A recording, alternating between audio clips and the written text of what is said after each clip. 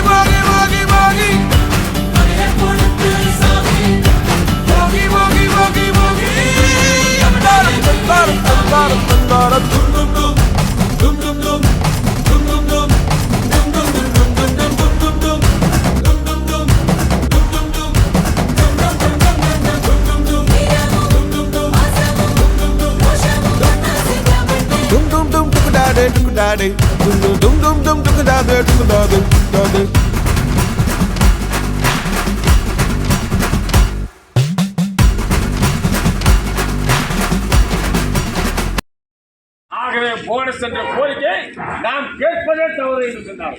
ஆனா டிஆர் போராடி 74 வேலைநிறுத்த போராட்டத்துக்கு நாம் தலைமை தாங்கி அதன் பிறகு வந்து அரசியல் மாற்றம் அரசியல் பிரதமராக இடதுசாரிகள் ஆதரவு தேவை. அப்ப டிஆர் தான் இடதுசாரி எம்பிகளுக்கு வைத்தோம். எங்களுக்கு போனஸ் அந்த போனஸ் கோரிக்கை ஏற்றுக்கொண்டு 15 days attack bonus.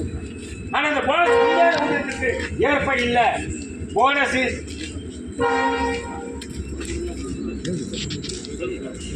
Bonus is nothing but deferred wages. அது கொடுபடா சம்பளம் தான். உண்மையான நியூ பென்ஷன் ஸ்கீம் வருகிற போது தான் சொன்னோம். New pension scheme is nothing but no pension scheme. ஏன்னா நடைமுறையில் இது பூவாச்சு. ஒரு அம்மா வந்து 50,000 டீச்சர் 50,000 அடிப்படை சம்பளத்தோடு அவங்க ஓய்வு பெறுகிறார். ஓய்வு பென்ஷன் ஸ்கீம் அப்ப 60,000 சம்பளம்.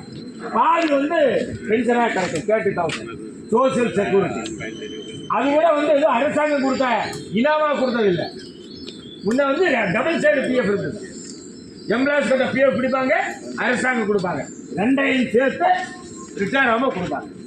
அதற்கு பதிலாக ஒரு சமூக பாதுகாக்க ஒரு ஸ்கீமை கட் பண்ணி அதற்கு பதிலாக பென்ஷனை கொண்டு வந்தாங்க. இந்த பென்ஷனை நியூ பென்ஷன் என்று சொன்னாங்க. டிஆர் அதற்கு தான் போராடணும். இந்த 2 சங்கங்கள் என்ன பண்ணாங்கன்னா அந்த ட்ரஸ்ட்டுக்கு போய் உட்கார்ந்தாங்க. நியூ பென்ஷன் ஸ்கீமோட ட்ரஸ்ட்டில் போய் உட்கார்ந்துட்டு அதை ஆதரித்து பேசிட்டே இருந்தாங்க. கேட்குறப்போ என்ன சொன்னாங்கன்னா நாங்கள் போராடுறவோ என்ன சொன்னாங்கன்னா இல்லை ரிட்டையர் ஆகிற எம்ப்ளாய்ஸுக்கு கோடிக்கணக்கான பணம் இருந்தது. ஒரு ஸ்டேஜுக்கு பிறகு நாங்கள் தோல் இருக்க அவர்களும் அதை விட்டு வெளியே வந்தாங்க. அப்போ என்ன பண்ணாங்க, ஃபியூச்சர் கொடுத்து கொண்டாடினாங்க நியூ பென்ஷன். இப்போ திரும்ப என்ன சொல்றாங்க, UPS unified pension scheme. DR சொன்னோம் அது வந்து யூஸ்லெஸ் பென்ஷன் ஸ்கீம். என்பிஎஸ் ஓட மோசம். அது இருக்கிற 60% கொடுக்குற பணம் இருக்குல்ல என்பிஎஸ்ல, அந்த பணத்தை பூரா பிடித்துட்டு அதற்கு பதிலாகத்தான் பென்ஷன் கொடுக்குறாங்க. ஒன்றை பிடுங்கி இன்னொன்று கொடுக்குறாங்க. ஒன்று. ரெண்டாவது நியூ பென்ஷன் ஸ்கீமில் அந்த 40% இருக்கு. அது சந்ததிகளுக்கு போகும். ஆனால் இதில் அதுவும் கிடையாது. மொத்த பணத்தை எடுத்துறாங்க. ஆகவே இந்த யூஸ்லெஸ் பென்ஷன் ஸ்கீம்னு டிஆர்யூ சொன்ன போது லெட்டை கொடுத்து கொண்டாடினாங்க. மோடி கூட நின்று எஸ்ஆர்எஸ் எல்லாம் இல்லை. அங்கே ஒரே ஒரு சங்கம் தான் பாய்காட் பண்ணாங்க.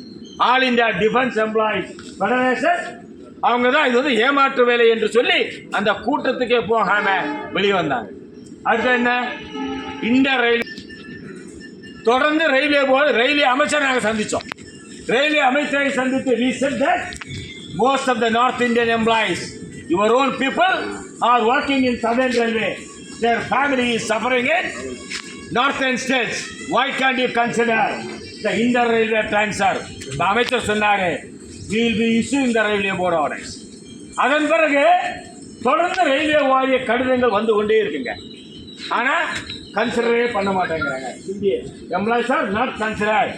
ஏண்டா கன்சிடர் பண்ண மாட்டேங்கிறாங்கன்னா, இங்க இருக்கக்கூடிய சதர்ன் ரயில்வே நாங்கள் சொன்னோம் 100 பேர் வந்தால் சதர்ன் ரயில்வே அட்மினிஸ்ட்ரேஷனோடு இங்க இருக்கக்கூடிய அங்கீகார சங்கங்கள்